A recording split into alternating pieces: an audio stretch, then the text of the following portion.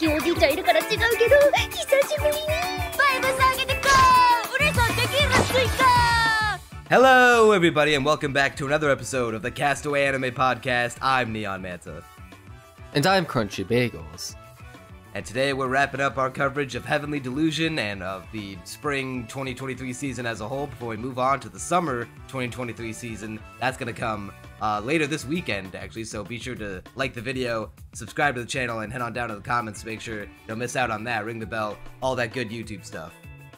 And with that, I guess we're delving right in. Yeah, it's time to grab a drink, kick back, and listen up, because this may take a while, and we're... I feel like you might have some beef with this show now, Crunchy, because you've been tricked, you've been bamboozled. Well, you know, Neon, if I were to describe my feelings on this show, I'd say that I enjoyed episodes, well, I guess this specific block, rather. I enjoyed episodes 8, 9, 10, 11, not 12, 13. I wonder what could be the outlier for such reasoning. Okay, so in fairness, even that's an oversimplification. I knew it was coming up, so I did feel a sense of, I guess, dread throughout me as I was watching episode 12. I'm sad that you knew it was coming up. Because it would have been way funnier if it came out of nowhere. Alright, listen. Yeah, it would be funny. It would have made for better content. It would have been a great show. But from a personal perspective, there is a part of me that's glad, because that means that I can at least be prepared for it. That being said, I would have been twice as heated if I didn't know beforehand. I can tell you right now. Kids, there's nothing more cool than being hugged by someone you like. But if someone tries to touch you in a place or in a way that makes you feel uncomfortable, that's no good. Well, before we get into that, we gotta go through our general thoughts of this block of episodes. How we feel. Has the story of Heavenly Delusion kept up the quality from block 1?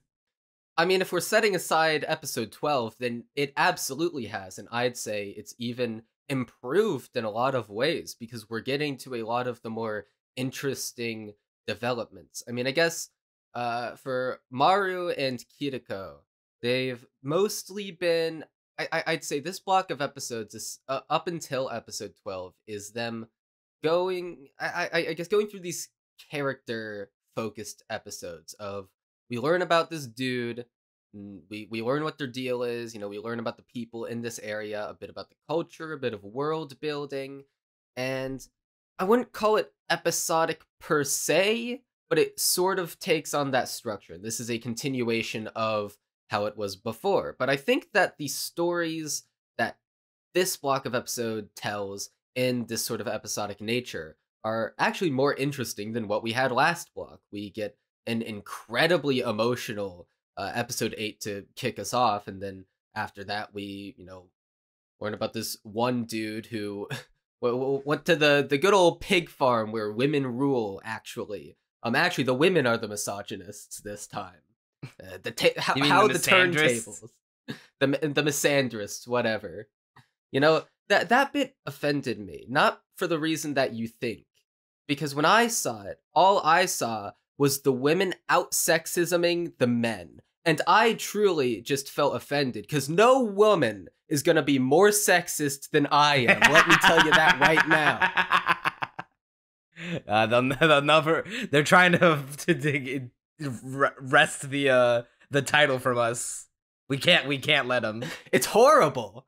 I was seething the entire time. That's the true crime of this block of episodes. You see, that's the difference between you and I, Crunchy. You were sitting there thinking like, I'm not offended by what they're doing. I'm offended by, they're more sexist than me. No, I was offended by not what they were doing. I was just like, damn, it should have been me. Oh, what? So you want to have untold horrors inflicted upon you? I mean, it didn't look like it. The worst they did was just unlimited breeding. Well, Neon, you've told me before that you aren't a porn addict, but this conversation, I feel, is very enlightening This towards has your nothing to do character with currently. porn. Okay, sure, man, sure. You're totally not an addict if you look at this scene and that's what comes to your mind. No, How I wish it that's were just me. another problem that cannot be handled with any amount of therapy. Okay, An you know entirely what? unrelated Fair. one. That's between you and your therapist. I mean, what happens when you put a space between the E and the R? No. Okay. And then the plot line with the facility is also really, really blossoming in these episodes. And they finally go outside, the thing that I've been afraid to do for so long. Speaking of the facility, and I guess this can lead into my heel turn for the podcast. Heel turn. Ooh. I think the show is good overall. Although as it went on, my big issue is that we've had 13 episodes, right? We've had a whole season's worth of content, and yet it feels like the things that we've learned only comprises like half a season's worth of solved mysteries. You really think so? I mean, I didn't think that at all, frankly. I mean, I know that some people do have issues with mysteries taking their time and not answering things very quickly. And to be fair, a lot of the answers we have gotten have raised many more questions in their wake. But for me, I thought it was all divvied out at I'm not saying okay, so I need I think, every single mystery and question like, solved I by get the what end you're of saying. season 1. I'm just saying that it seems like for every one that we get like a satisfying answer or conclusion to, it leaves like 2 or 3 more in its wake, and by the time episode 13 ended, I was actually being like, that's it? I mean, I do kind of get what you're saying. Counterpoint. If it means that we can have the super enjoyable character moments that comprise much of this block, I am willing to take it. Because and also like the little revelations that do offer up a lot of questions are still, at least to me, satisfying in their own way, where it feels like even if you do in a sense, I wouldn't say take a step back, but like you are left even more confused than when you began, you at least feel like you have more pieces to work with. And I think the utter confusion that the show leaves you with, while also handing you more and more pieces, allows you to feel like you're making progress and that, hey, maybe I can try, piecing things together in my head. I don't know. I was fine with all that. It's just that even like the lead up to like certain big events, we still don't even know the full answer to. Like, I know this is jumping ahead a little, but the thing that crashes through the ceiling in the facility, we don't even know what's causing it. Yeah, so the facility, there's a lot of unanswered questions with the facility. So, I mean, do you want to jump into that? I don't want Do you to. I want to save. I want to save that for. You want to keep it chronological? Yeah, I want to save that for near the end of the podcast because we can.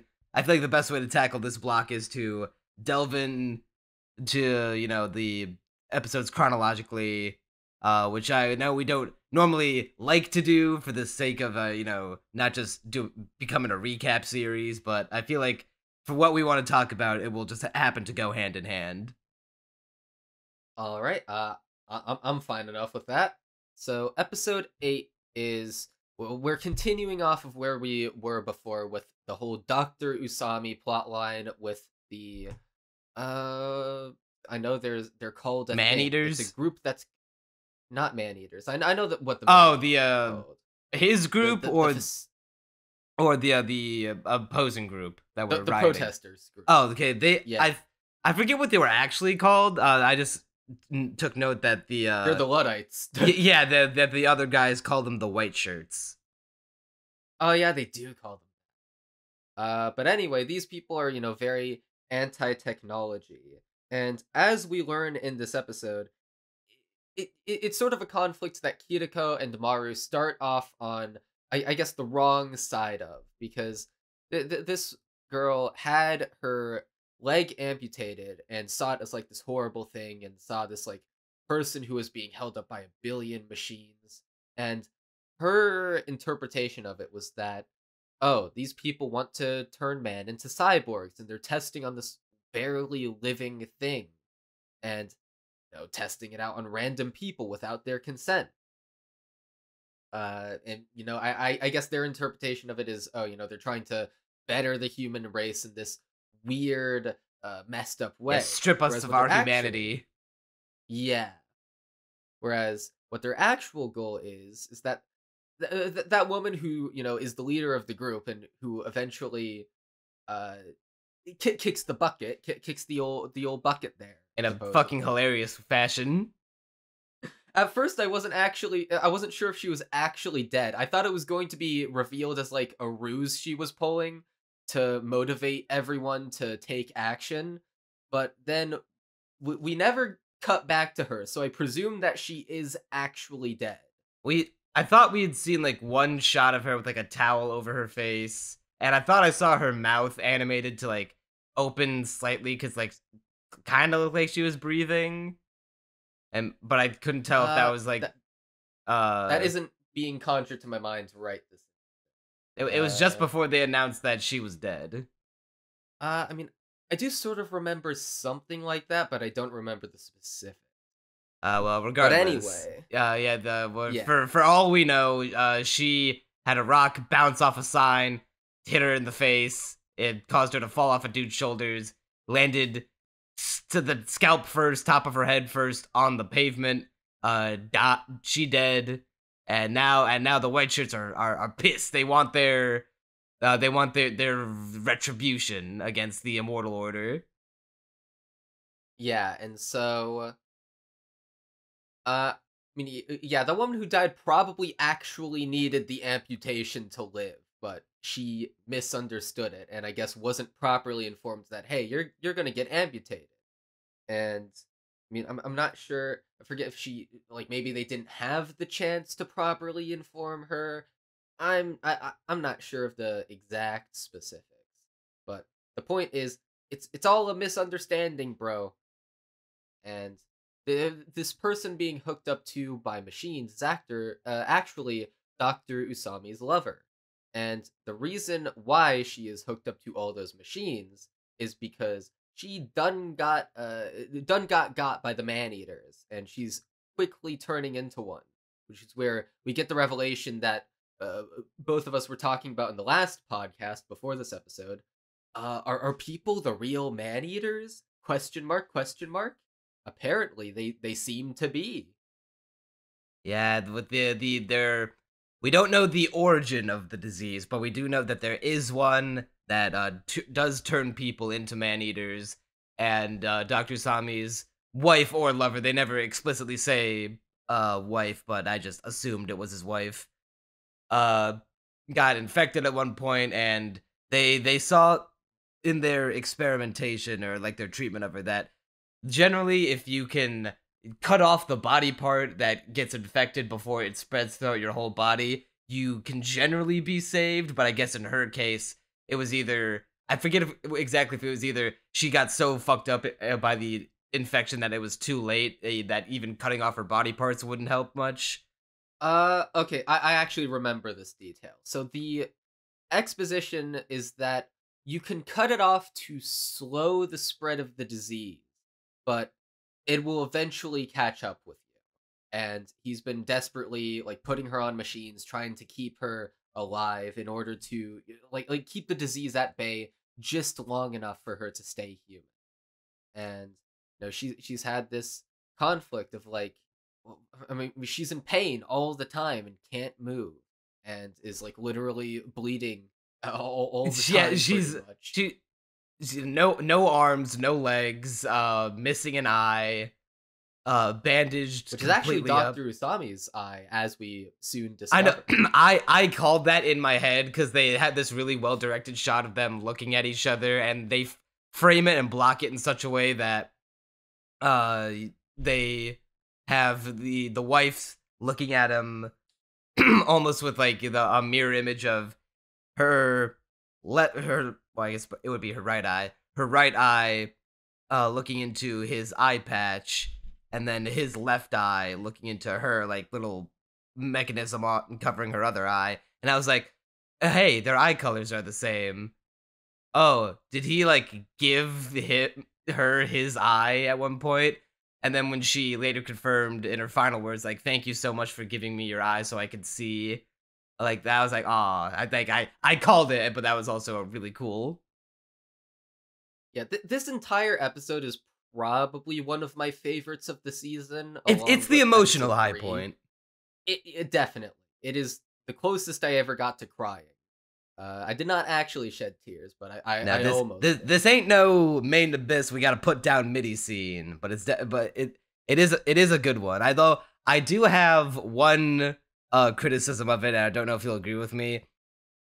Why would you ruin such a perfectly sad I know and what you're gonna say, and I do agree with you. Heartfelt mercy killing scene by putting the Gogurt Gloop sound effect over getting her core crushed?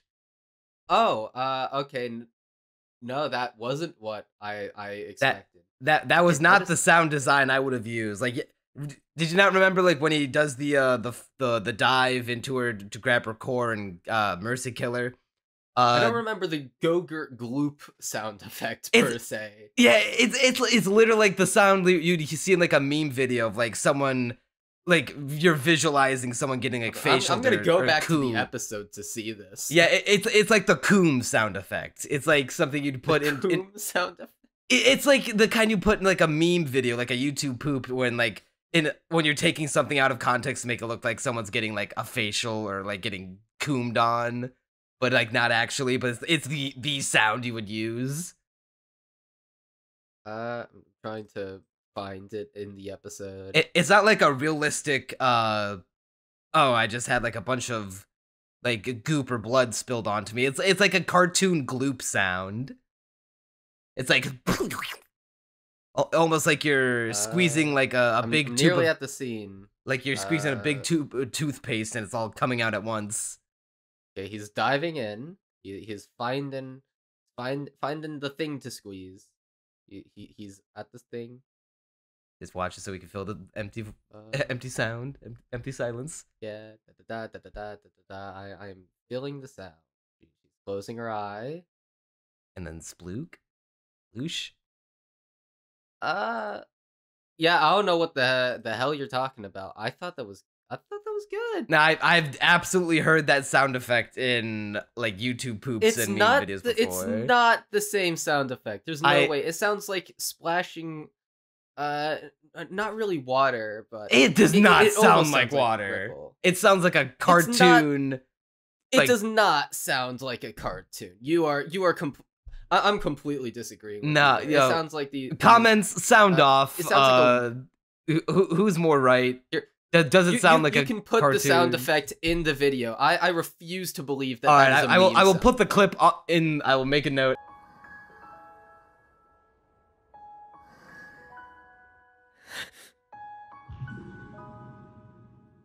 No, I refuse to agree with you on this one. The thing that I was talking about is that I don't think I like that Dr. Usami shoots himself in the head afterwards.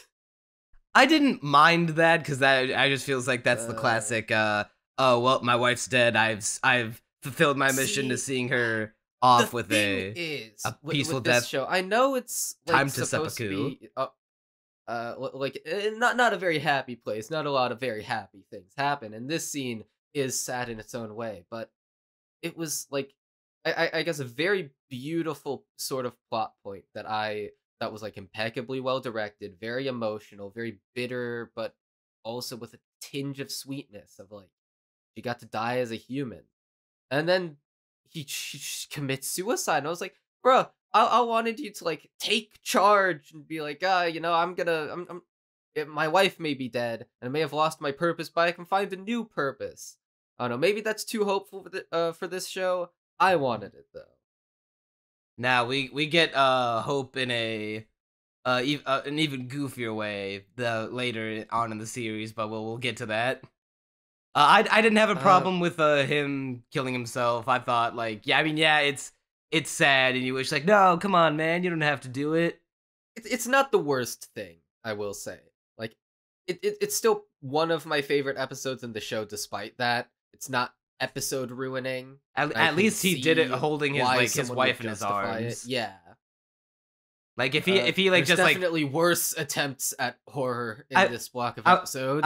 I was gonna say like if he did it in a way it was like, okay, I buried my wife, time to, I don't know, throw myself out off the top of a building. That'd be kind of like a little lame, a little cliche, but at least like him holding his wife's corpse in his arms while he shoots himself in the head. At least he got to die. It's just like the song, I just died in your arms tonight, except in reverse.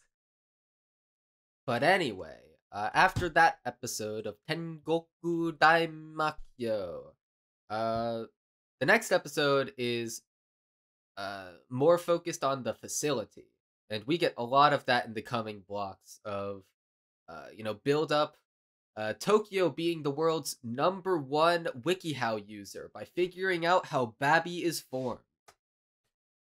Because I think it was at the end of like episode 6 that we see Tokio and Kona doing the deed. Yeah, they're doing the naughty, and episode 9 is when they see the consequences of their actions right at the end. Babi is formed in Tokyo, and she ends up she goes from Pragant to given Babi to the world. Yeah. I'm finding ways to contrive WikiHow misspellings into each one of my sentences here. I was confused by the the order of events at first, because we opened the episode with Kona communicating with the alien looking kid Asura, who I was confused at like, is it like how Tokyo was the one who could see her at first in that one episode? But then like there's a scene where she heals some kid's scratch, and they all see her and acknowledge her presence. And I was like, is this a flashback? Because it's not framed as a flashback. It looks like it's framed as any other scene in the facility. Actually, I didn't really have that problem, honestly. I was just like, yeah, it's a flashback. I didn't notice it at first because I didn't realize Kona looked a lot younger. Because I just kind of forgot what Kona looked like. And yes, so Asura is the kid in the facility who was the reject, the one that went astray, because Asura just straight up looks like an alien. And the one that turned into a biblically accurate angel and then hung herself. Yeah, but sometimes you can, like one with the ears. Oh, Mimi Hime? Mimi Hime. It was on the tip of my tongue, but Mimi Hime can still see the after image of Asura. And sometimes, this is a neat reveal. The one dude who was at the boar place, he shows this image of like, yo, these things could be aliens, bro. They could have ended the world. And it's just straight up like the outline of an Asura-like being with wings. Yeah, there's yet another sure mystery that we don't quite have all the answers to. See, something I do wonder with this show is how much of this will I remember when season 2 comes out? Yeah, there's no, unlike Oshinoko and Hell's Paradise, I don't think there's a season 2 confirmed already for Heavenly Delusion. I would be surprised. There wouldn't be. Yeah, I would be surprised if there wouldn't be a second one. It was a huge success, as far as I can tell. Yeah. Unless you're of the Chainsaw Man hater mindset and say that being the #1 selling manga for a time isn't actually success. But, we can agree to disagree. Yeah, isn't that right, Totolini, on youtube.com/Totolini. Oh no, we're gonna bring our 2 fans to leave mean comments. Oh no. It's okay. It's okay. He doesn't listen to he doesn't even listen to the podcast episodes he's on, I don't think. Yeah, I don't either. But Crunchy, we need it for the view time, the retention. Yeah, I put it in an alt tab muted. Okay. Well, same, but I thought you just didn't straight up do that. Well, speaking of the guy that they encounter, Kiriko and Maru, they meet this scavenger guy named Juichi, who after an earthquake tells them about theories behind the origin of the great disaster, how some speculate it was an asteroid that devastated the world, it was the aliens that fucked up society, it was a big nuclear war that could have fucked everything up. But he does also tell them about the what did he call it specifically? The wall? I don't remember the exact name of the place, but it's this walled off area where the women are in charge, actually. The matriarchy is in place, so knows, guys. Truly, hell on earth. Oh no, they gave women rights, and this is the result. Yeah, see, it's a slippery slope, guys. First they're voting, and then I was about to say first they're voting. It's only a matter of time. But anyways, he tells a story of how while he was there, he was captured by the women, and he turned into a breeding pig with all the other men, and they valued women to the point where, hey, all women would grow up in the society all happy as can be, yeah, you're one of the cool kids. If you're born a boy, you're stuck getting raised by the other breeding pigs until you grow up to become one yourself. So yeah, and any men that approach are either killed or stored for safekeeping, to put it lightly. Stored for future use. Kind of like that thing you keep in the closet when you're home, when you're all by yourself. Okay. And with but anyway. Yeah, so with all that, they discover inadvertently from the storyteller man that the bird symbol on Kiriko's gun that they were using as a lead to find out, hey, maybe if we figure out what this means, we can find where heaven is. They discover that it belongs to Takahara Academy, which we then find out is the school with all those kids, and their plan is to build their version of what they're dubbing heaven as a sort of paradise to establish in the broken post-apocalyptic world. What exactly that entails, we're not entirely sure. We actually do learn a little bit of what it entails. I think so. We have this facility with superhumans, and their goal is to find immortality. And this is shown to us in one line by the leader person, where I quoted it somewhere. Where the fuck is it? Oh, it's somewhere. Where my notes is it? Whatever, I'll just try and quote it off the top of my head. Something about breaking the chains of mortality. And yeah, that's literally the line. Okay, didn't even need my notes. Yay! And that implies that their entire goal by all these experiments with the faceless babies who are like part man-eater or whatever, it's all an experiment to see, can we create humans who not only have superpowers but live forever?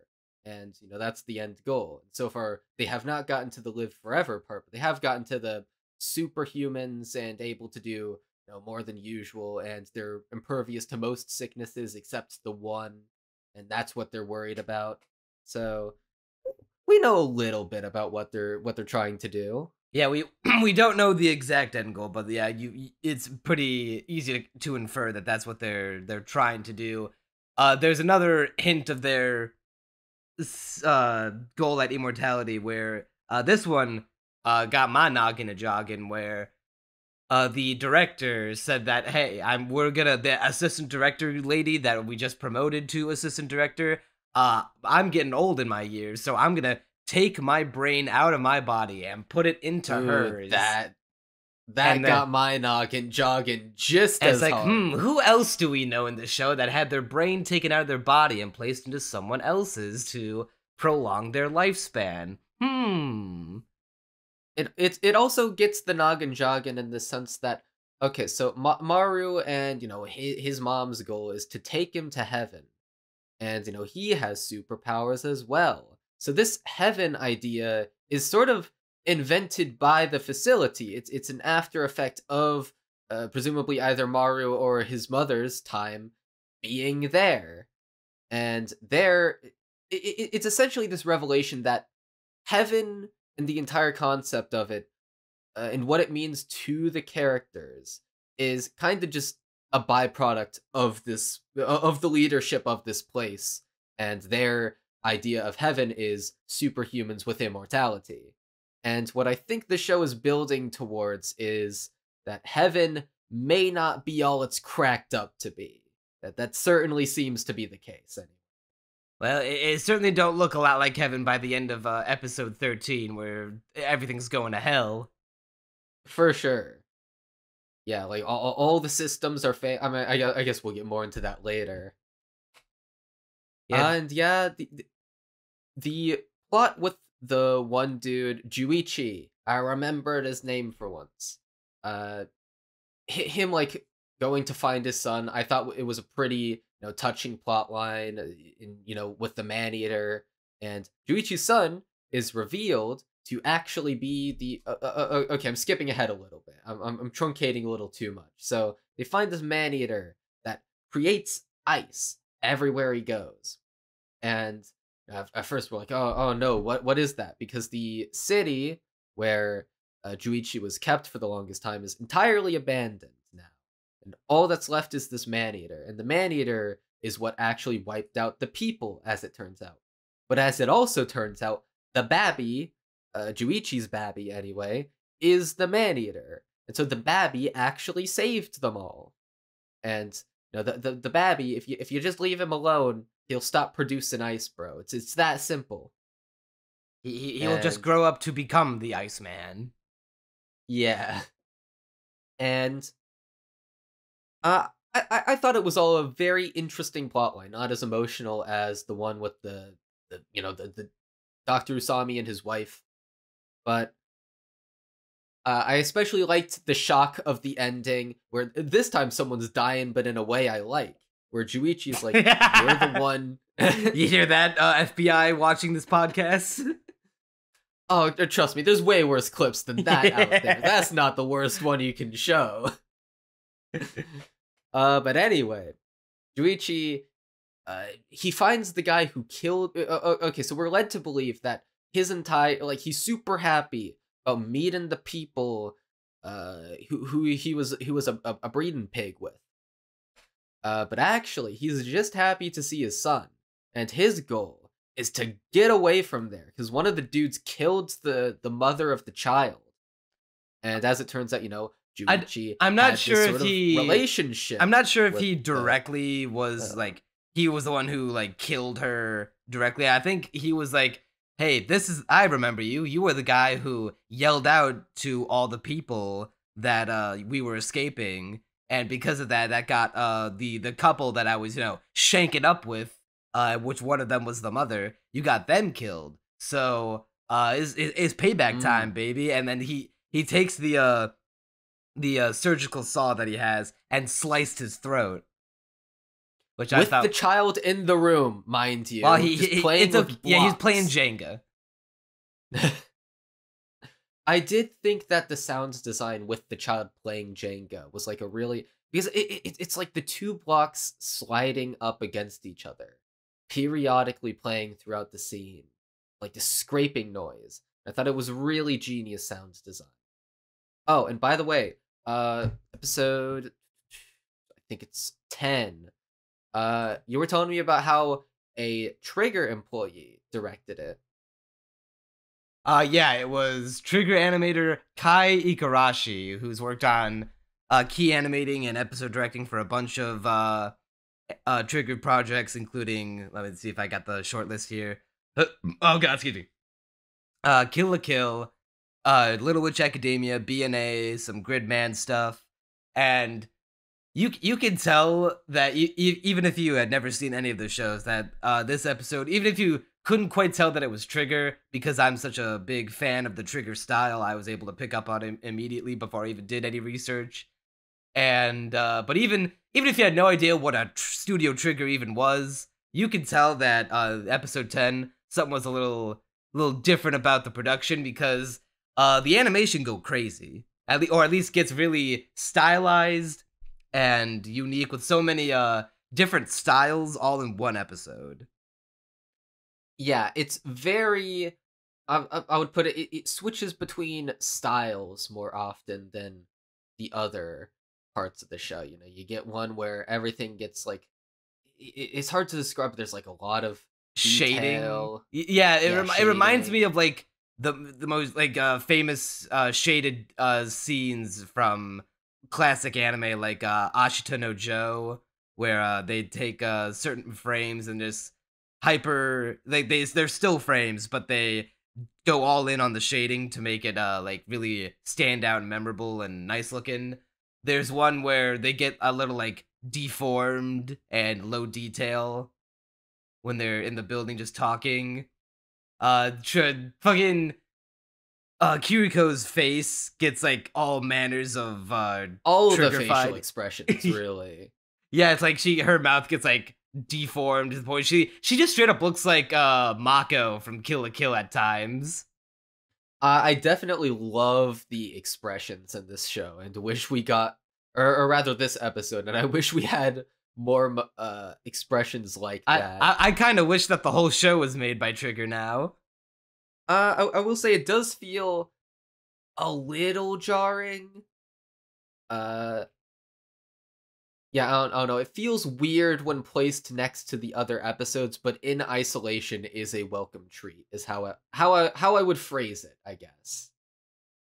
Yeah, even the directing style, it gets into that Trigger level of blocking where characters they'll use camera tricks and animation techniques where they'll make the characters it seems like they're growing, but it really is just like it messes their perspective, like when in the third, if you scroll back in the Discord, when I immediately before I said, "Why, yes, this episode was guest directed by a Trigger animator," where Kiruko leans over Maru, and it's like it looks like she's like the top half of her body is growing, but really it's just like a trick with the quote unquote camera where she's just like leaning forward, but it looks like she's looming over him. That shot was very entertaining.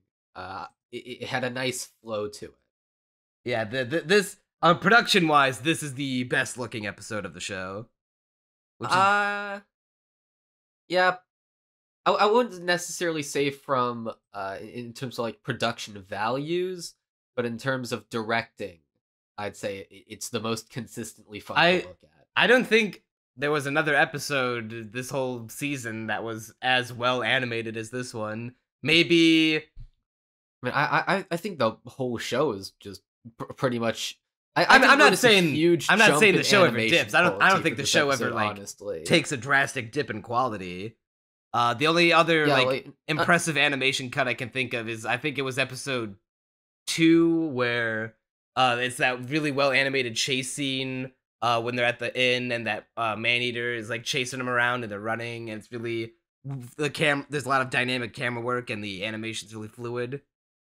Yeah, I mean, I just didn't really notice this being particularly better animated than the other episodes.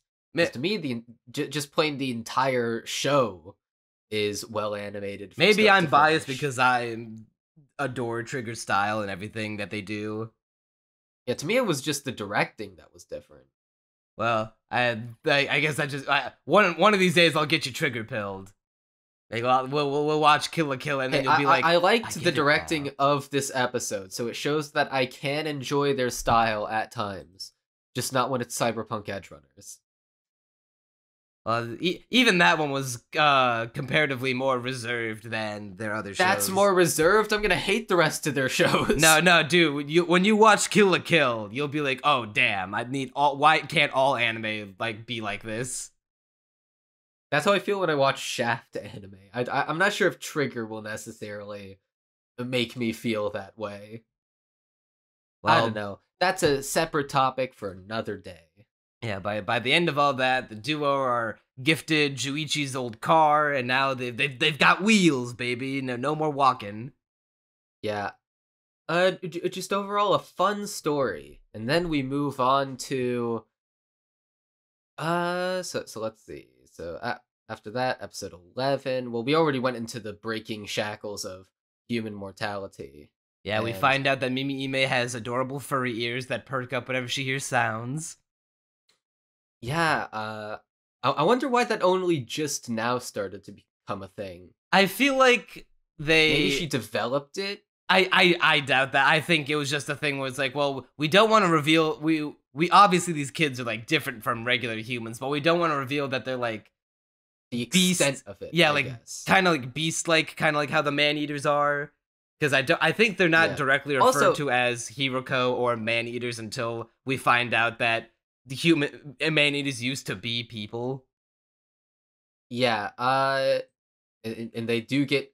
Oh, that's another connection between Maru and the facility of him, calling man-eaters Hiruko, I think, is what he called them, Hiruko. Yeah. And then the people in the facility are also called that. And they're like, oh, that feels like what we're supposed to be called for whatever reason. I just get that feeling. It's in their So- DNA, it's in their programming. And fuck, I was gonna. Oh yeah, the buttons this entire time on their student uniforms had the Yatagarasu symbol on it. The symbol that is on the Kiru beam, and I'm not sure if it was present in some shots and I just missed it or what. Or if they just never showed it. I really think it had to have been they just never like got a close up on them because Yeah. I feel like surely we are not so media illiterate that we wouldn't have noticed that. I mean, I imagine it's that, which, by the way, if they were like contriving the camera angles this whole time such that they wouldn't have to go super close up on the buttons, that would be cool to look back on. I want to see some of those old camera angles, like reinvestigated in this new light of, okay, like did they have to avoid showing the buttons, like too close up, or did they just never draw detail on them until this minute? I'm curious about that. Okay, That yeah, could get real they clever definitely real quick. never drew detail of it because okay, yeah, look at this. I just googled Tokyo, and we can see that sometimes they'll have like a faint outline, but other times it'll just look like this, where it just looks like a gray circle. So they were definitely Yeah. just cheating. Rip. They just didn't want us to know until like, oh, now it's a big reveal. Yeah, but I mean, hey, it did get me to. It did get my mouth wide open, like, oh my lord, that I was mean, right there the whole Well, time. when she handed the one kid the button, I thought it was like, all right, well, we already knew that because the director had said it multiple times that this is Takahara Academy, so it kind of feels like less of a reveal and more just like a thing. I mean,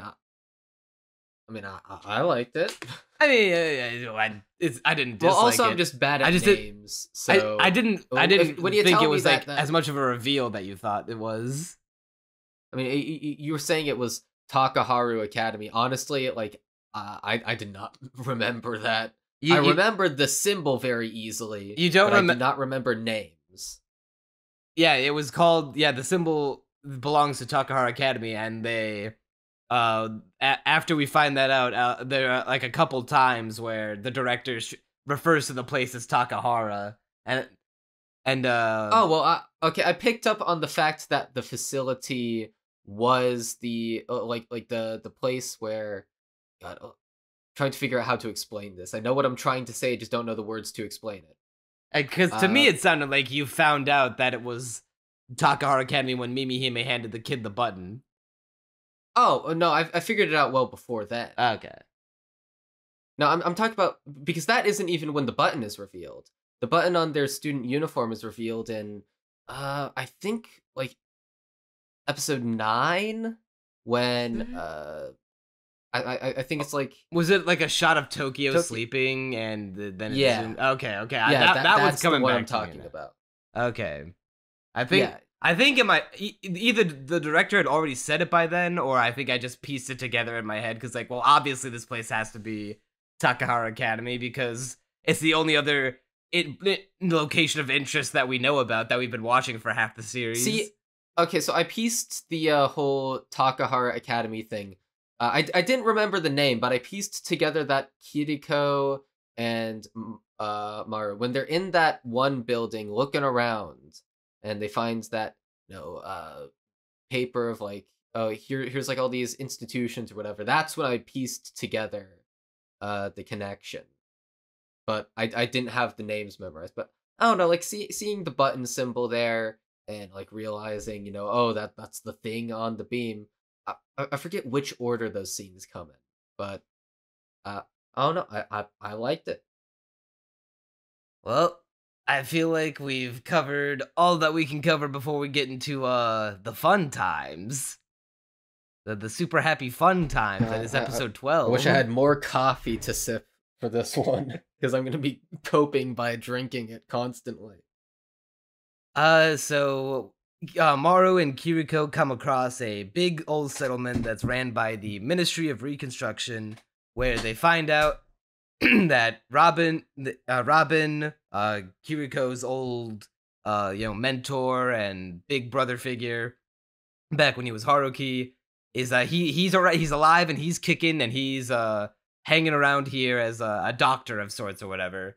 And he finally gets the chance. They finally get the chance to see him again, and it's a good time for a few minutes. Then it slowly becomes a less good of a time. That's putting it delicately.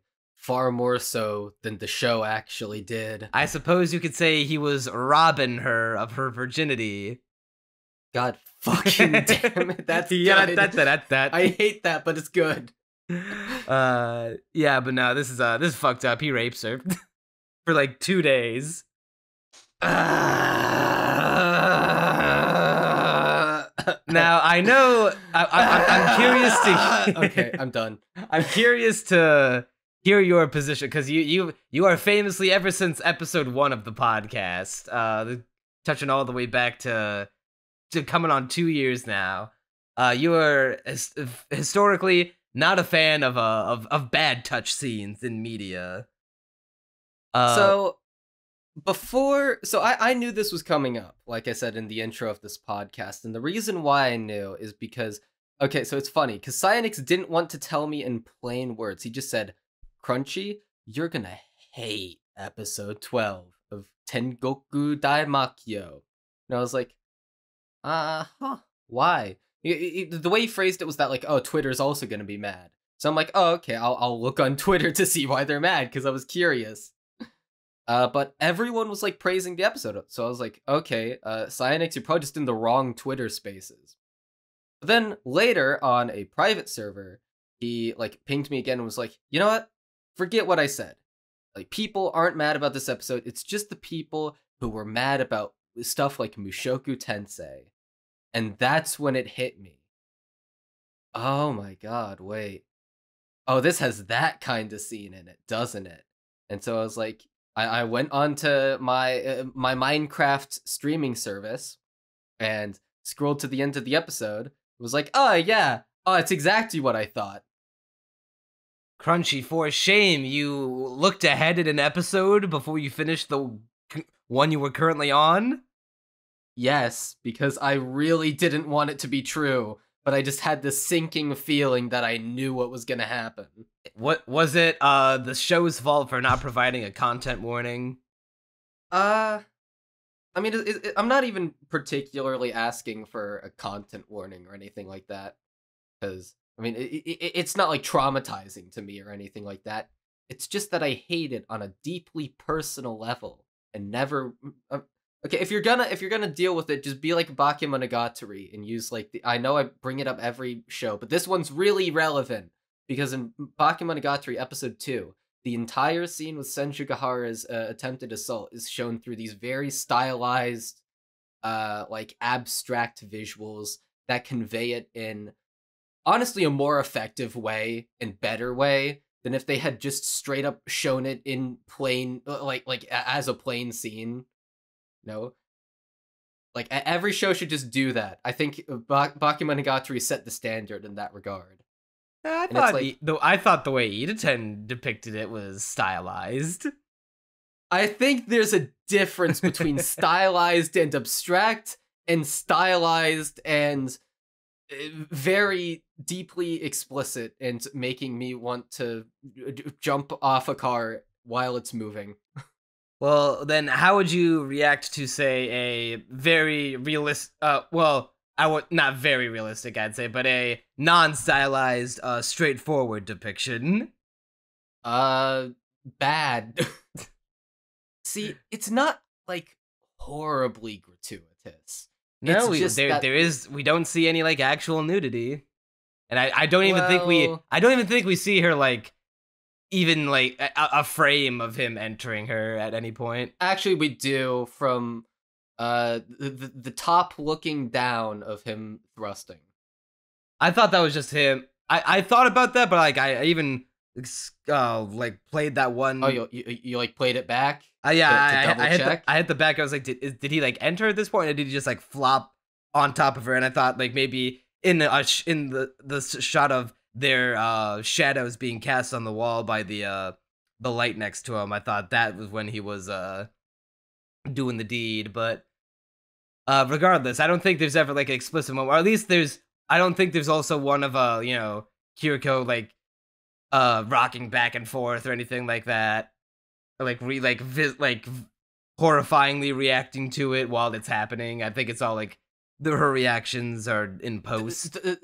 The bulk of the gratuitousness is in the lead up to it, and then they cut away, which I'm thankful that they cut away at the very least. I am not thankful that it happened in the first place. Could the story have worked without it, though? Yes, absolutely. In fact, it is actively made worse by the fact that they included it at this stage. Like, I'm not even mad that they dealt with the topic. I mean, I am, but I could, if it were done in a different way, I could have been like, okay, well, on a personal level, I absolutely despise this, but I can see why it was good that the narrative went in this direction. It's no I think Casca it is not and Griffith. good. I think it is not good that the narrative went in this direction. I am not against the idea of this is how the story could go. My issue is the execution is terrible. Yeah, I want to get into that. Why is Robin evil all of a sudden? When everything we are shown of him from Haruki's perspective, he is like, yeah, he's a tough guy he's scrappy, he'll get into fights to protect his like friends and family and his village or whatever. But he never once was even hinted at in the flashbacks that he's like, oh, maybe he's got some darker machinations hiding just underneath the surface. He's just kind of shown to be like a somewhat overprotective big brother to Haruki. So why is all of a sudden, after this whole time skip, he's now an evil, experimenting, rapey man? I mean, I guess okay, so begrudgingly I admit that it does serve a thematic purpose, in the sense that this show's entire message at this stage seems to be that heaven is a lie, your heroes are all villains, the real heaven was inside you all along. That sort of thing, of you're looking for utopia where there is none, and so you best find a utopia within yourself. And even on like a psychological level, it like kind of fucks up Kiruko, who's like, wait, am I Haruki or am I my sister? I hate that so much, because it's like this very, I don't even hate the concept of it, but I'm just getting to the flashback in my head of Robin like telling her, oh, like, look in the mirror, you're not Haruki, you're Kiruko. Is that he's essentially like trying. Well, yeah, it's a distended it's mind fucked break up. scene. At least it's like, and okay, this is gonna get me on the FBI watch list. It's like the cool kind of fucked up, like the thing that's like, wow, this is fucked up that this is happening, but like on a narrative level, if I'm trying to get into this character's headspace, it is like See, it makes for I'd be okay with the whole gaslighting scene in isolation without what proceeds to happen. I mean, I feel like, well, you know, getting, like I said earlier, the idea of this scene happening in by itself is not like the worst idea possible. Like there are some, and the fact that it's by, you know, this person that he/she used to idolize, but turned out to be, you know, oh, he was a douchebag rapist man the whole time. Like that's not inherently a bad idea. It's just that we get no build up to him being like, oh, he was evil the whole time. So That's the real that's the real big thing. It feels so ill justified by the current narrative of like, yeah, like you know, we you- needed you like an could've, built episode up to it. Yeah, at least like one more. episode of like him and her hanging out and like him trying to like maybe he is trying to rationalize to himself that, oh, you're not really Haruki, you're definitely Kiriko. You're just the girl I used to like. And then like almost psychopathically is like trying to, you know, get with her through there. It's like, oh, you're just confused. I can help you, and like in the in typical fucked up rapist way. But we don't get that. We just dive straight into that. I mean, I at the same time also just like don't show the build up to it. I don't know. I just hate being shown that. Can I rationalize why I hate it so much when I don't even flinch at stuff that happens in ReZero? Not particularly. Do I care that I can't rationalize it? No. Just don't show it, bro. Just telepathically understand that I don't like that specific thing, and then give me the not specific thing. Don't watch Goblin Slayer or Berserk then. I already know not to. Well, okay, someday I'll have to experience Berserk, despite myself. But I don't know. Someday I shall build up the courage to do so. It was. I'm trying to remember. That being said, you couldn't pay me to watch Goblin Slayer. It's way worse in Berserk than it is in Goblin Slayer. That's fun. But yeah, it's it's the 1-2 punch of that, and then jumping ahead to episode 13. Kiriko's like instantly over it. Like she has one cry, Yeah. and then like the line that she says is "can't stay depressed forever," you know, and just like I'm in my head like, oh yeah, can't stay depressed forever after getting raped for 2 days straight. Onwards, Maru, to new adventures.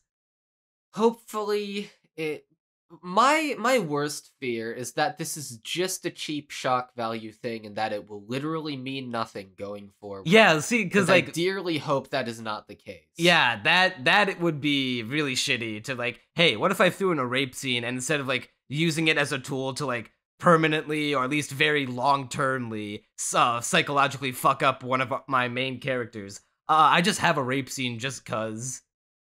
I mean, I hope that's not the case, but the fact that she's just kind of over it instantly is, I mean, not instantly, but I mean, she has one like cry instantly. about it, and then it's like, oh, you know what? I'm done with Robin. Tears up the picture, and then she's smiling in the car, being like, all right, let's go. And she just had her purity robined from her. You're foul for that one. It's very jarring and, dare I say, and I know there's a lot coming from me, dare I say, inappropriate. Inappropriate for Neon standards? How? I mean, you're Neon. I know what you post in certain chats in my server. I don't think I've ever posted, you know, okay, to be fair, you haven't posted something horrible, but no, but still, that is high talk coming from you. I am tolerant or at least desensitized to a lot of things, but like I feel like it's just irresponsible to show if you're going to have a rape scene in your show and then have the character be immediately over it, you know. not to spiral into the whole like, oh, do they have to be defined by this horrible thing that happened to them? No, but at the same time, you also just can't immediately be over it, because that, I feel like that devalues or like desensitizes the severity of the situation. Yeah, I wouldn't go so far as to call it irresponsible, just because I don't. I think. I mean, I don't think it will severely harm anyone in real Yeah, life to do that. yeah, but no, it this is like undeniably fictional. distasteful. Yeah, definitely, that's a better way to put it. Distasteful more than irresponsible. This is definitely far removed enough from any sense of reality to find a basis for it in said reality, because it's very like as fictional as fiction gets. We got big monsters running around and kids with superpowers in the post-apocalypse. But Oh, what are you talking about? I saw Maneater last Wednesday. whoa, here she comes. He was getting a beer. Watch out, boys, she will chew you up. And yeah, I feel like we've given that due diligence. I can't wait to see what kind of discussion in the comments spawned from that. I have one final vent, because see, I absolutely love this show. I think it's typically on a typical day way better than even Jigoku Raku, which I know, like that's high praise right there, you know, because I really like Jigoku Raku as well. But then you watch the show and there's just one thing I hate about it, just one scene that is like, couldn't you have done everything but without the one scene? Why did you suddenly lose any semblance of decency for like 5 minutes and then and then just go back to being good? Because I mean, episode 13, I mean, hey, you know, aside from all the stuff having to do with that plotline, which to be fair, Maru beating up Robin is the most satisfied I have felt watching someone get pummeled in a show in a while. I mean, yeah, I love how every time, like, he just stares at him, and to the point where like he's just staring at the wall as he tries to move away. Doesn't even like turn his head to look at him move. But then Dude, and every time knows how to. And every time he tries to get past him, he just grabs him and throws him back against the wall. Like, nah, you ain't escaping this ass whooping, boy.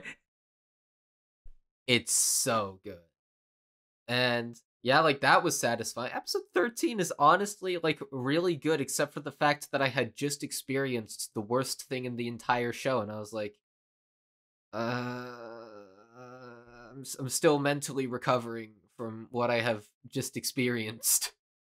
Well, I guess this will bring us to the final topic, which will be the last episode, and I guess our general overall thoughts on the show. We already talked about, I guess, the ass beaten. Tokio unlocks some I guess blood themed or whatever man-eater power when she's confronted by the director, who wants she wants Babby and wants to take Babby away from Tokio. Yeah, people finally go outside. They okay, so what happens is all the kids at the institution are told by their robot teacher, yo broskies, we got we got a long test for you. Find the outside of the outside. It's just that simple, bro. I mean, it's gonna take a while, but I'm sure you can find it. It's not that hard to find. Gotta think outside the box and do what's right. And everyone's like, what the hell is this test, bruh?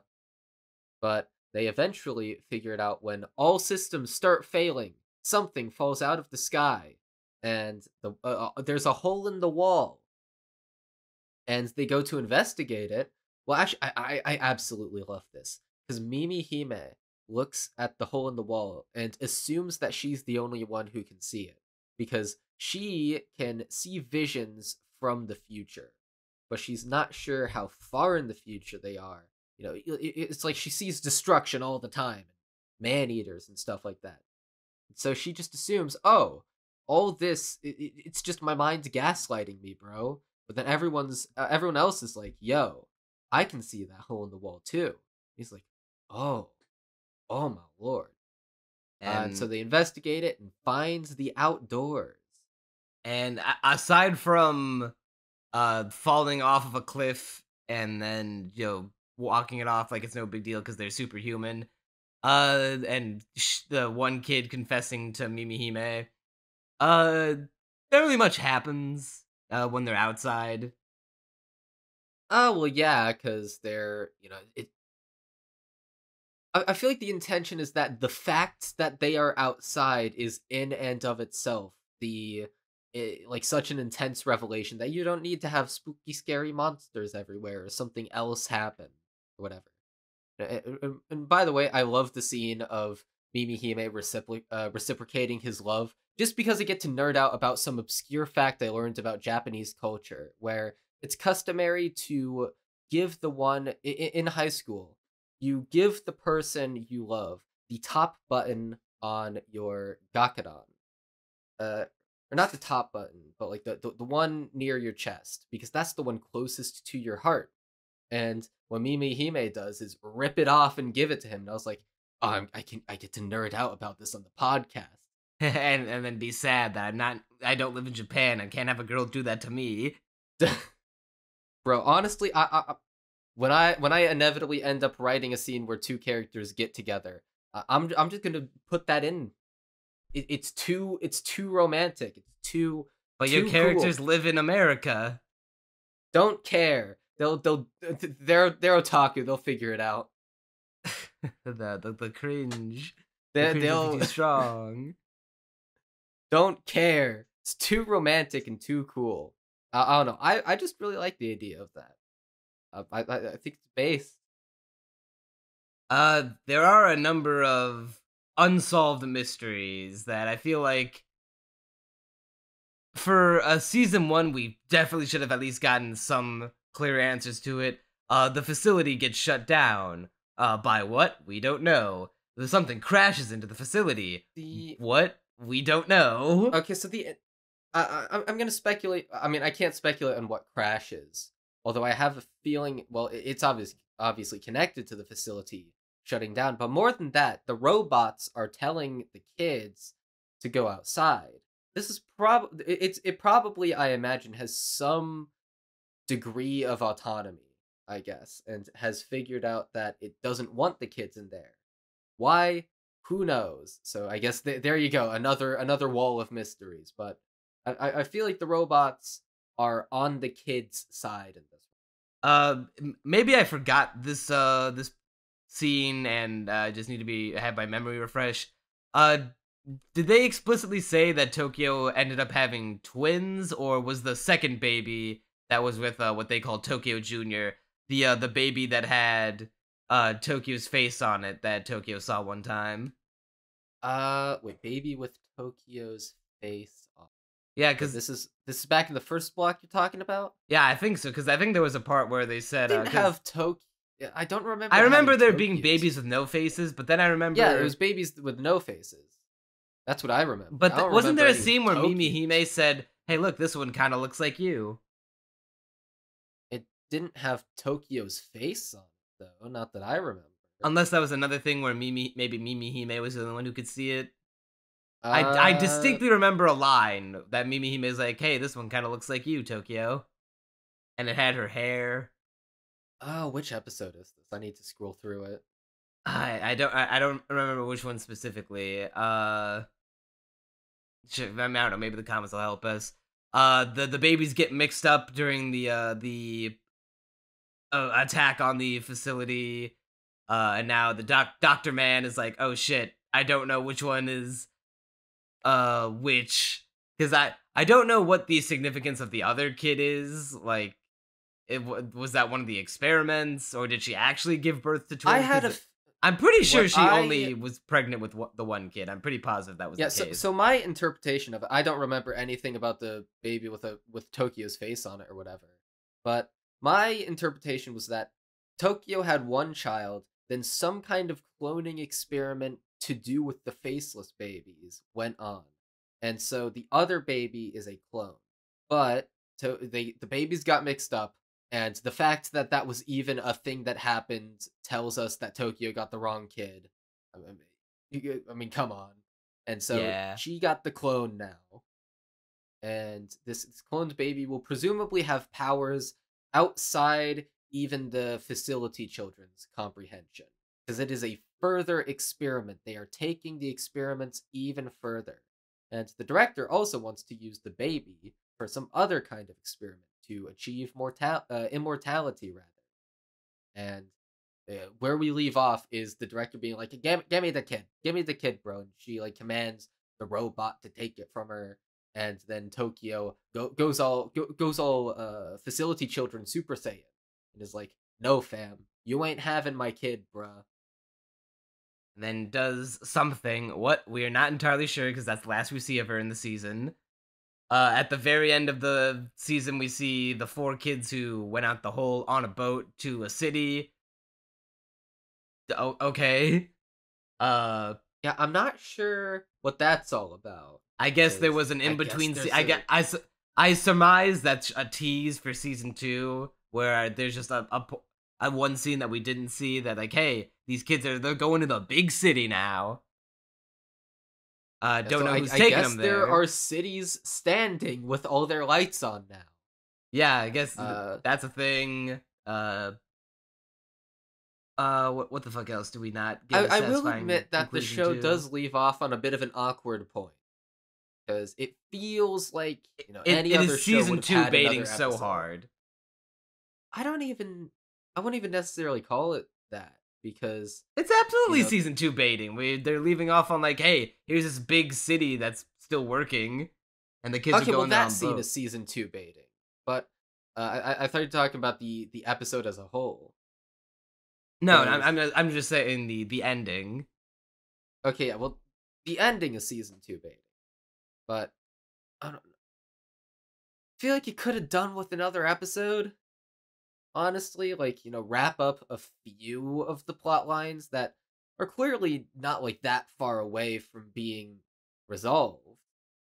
I mean, unless they are, and I just don't know. But it does feel like a bit of a weird spot to leave us off. Yeah, I'm trying to think of like other.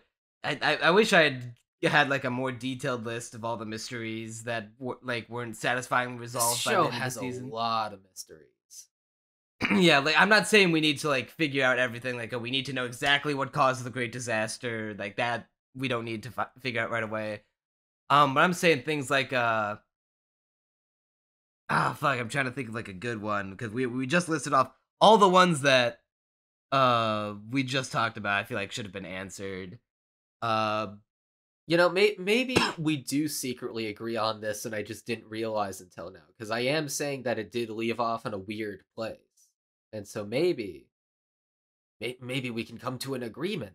Oh, wait, okay, I just thought of another one. Why is Mimi Hime the only one that we've seen so far with physical attributes not becoming of typical humans, whereas everyone else just looks like a human, unless is a mutation like that exclusive to some of them? Is Mimi Hime like a special case, or are there mutations like underneath their, I don't know, they're concealed by their clothes or something?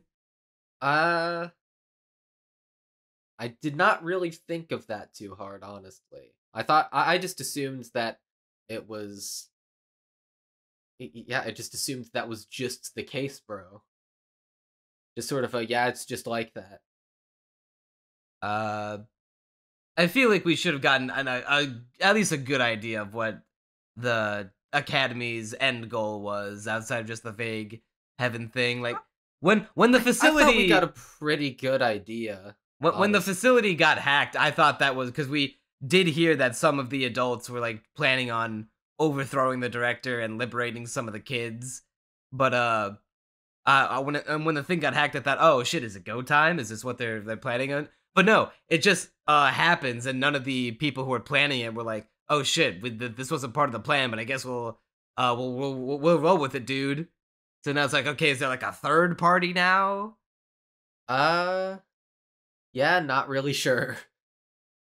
Yeah, it's just things like that where they don't even like give the slightest hint of like, oh, what could be, who could it possibly be? It's like, it's so ambiguous and lack of any they don't even give us like the tiny shred of a hint. There's no hint whatsoever. It could be literally anyone, and And it's the kind of thing where it's like, oh, I can, because there's so little to go off of, I can just, like, write whatever I want, and as long as it's, you know, I guess it makes sense in the future, it'll be fine, but it doesn't lend itself to letting the audience feel like they're a part of the story by being like, oh, I wonder who could possibly be behind this, when they're not given any crumbs to work with. You know, I feel like the ultimate solution to this answer is to ask anime to stop being so cowardly and just start making any amount of episode-long seasons the norm. Because you know, I feel like a 14th or a 15th episode would have just instantly resolved this. Or, and maybe I'm just spitballing here, make some adaptations of manga or light novels or whatnot that are already done. So that way we know that there's an ending in sight. Yeah. Oh god, that was a voice crack. Yeah, but at the same time, I don't know. I don't think that's the issue per se, because I mean, at the end of the day, what are you gonna do? Not adapt Heavenly Delusion until it eventually ends? I mean, maybe. I mean, I guess, but like, I don't know. I don't think it's too big of an issue, because at the end of the day, I mean, I don't know. I just don't know if that would change anything, because a manga being finished doesn't necessarily mean that the anime will finish. I suppose it just lends itself at least to a little bit of the idea of, hey, at least we know that if this ever gets like a season 2, we know that there's an end point in sight, and we know that we don't have to worry about like any kind of like production limbo, or at least to the point where it's like, yo, we could adapt an ongoing manga and, you know, go as long as it's going, or we could just like get a 4-volume manga that has its story done, adapt it all in either one season, or get like a 6-volume manga and adapt it in like 20-something episodes. Like maybe do like an 18-episode season. Honestly, I think the ultimate solution here is to just be like, yeah, let's have just weird episode-long seasons. Or just make no less reason it has to be anime. 12 and 13. Or, well, I don't even think this is necessarily a product of... like, Yeah, that was overwork. just kind of unrelated. I just want there to be less anime coming out every season. Well, true. It's what it all boils back to. Yeah, I feel like that's about it. Yeah, overall, I'd say the show, it ends on a disappointing note. It's not so bad to like drag the score into like the lower end of the spectrum. I was thinking about giving it an 8, but then after the rushed Robin heel turn and the unsatisfying note that the show ended on, I was kind of bordering on between 6 and 7, but I'm 6 and 7. I'm leaning towards 7. Wow. I'm leaning towards a 7. It was a strong 8 for me. Oh, okay. Wait, hang on. But- I just thought of another Oh. thing that we kind of glossed over. I looked back at my notes. Uh-oh. We find out that Robin was experimenting on women by attaching them to man-eaters. This was hinted at none at all, and I don't know if we're ever gonna go back to this, given the episodic, vignette-style nature of We're gonna the go story. back. That's way too big of a revelation to not go back to. There's no way. Are we? I mean, it seems like we've Of course every we other are. story we've Robin's had. like an important. We've okay. So we've these, left these characters behind. were like throwaways, though. This guy, Robin, is someone we've been chasing for the entire season. There's no way they're leaving that revelation to just rot and die. No way. But it seems like Kiruko's like done with Robin, though. Yeah, but he's clearly up to more than they bargained for, and she's gonna get reminded of him, and that's gonna be even more of a heel turn. Okay, maybe I'm just more upset. Maybe they can swing back around to that. I'm just more upset by the fact that literally no build up, even in the whole rape thing. Like, I guess we can infer that he is a bit of a fucked up, no good, stinky man, but to him I do agree on the no build-up thing. Yeah, once again, just like how, I was actually a evil rapist man the whole time. I'm also an evil, I will attach women to man-eaters and see what happens kind of guy. I mean, hey, some people are just into weird kinks, man. You never know. Yes, my favorite weird kink, rape. Oh no. Yeah, but on that note, yeah, I'm thinking 7.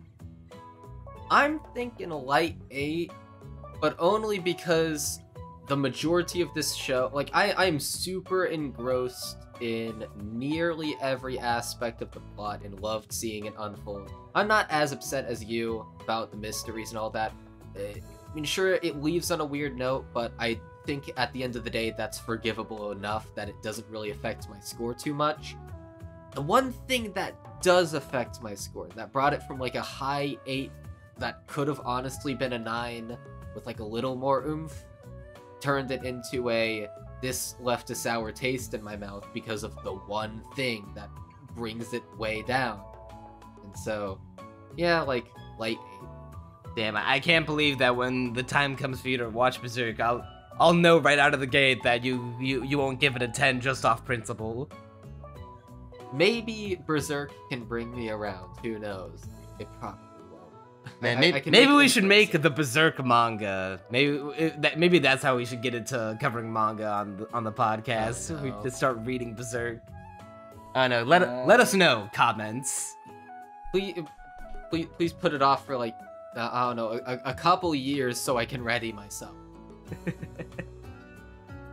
And if you want to stick around to maybe one day listen to us talk about Berserk and other things on the podcast, go ahead and leave a like, head on down to the comments, let us know what you thought of the episode, what else you want us to cover on the podcast, what you thought of Heavenly Delusion, and subscribe to the channel for more episodes of the Castaway Anime Podcast, more videos. I think that'll just do it for this episode. I'm Neon Manta. And I give up for this episode. He's given up. He's coped and mauled at his last. And you'll see us next time. Okay.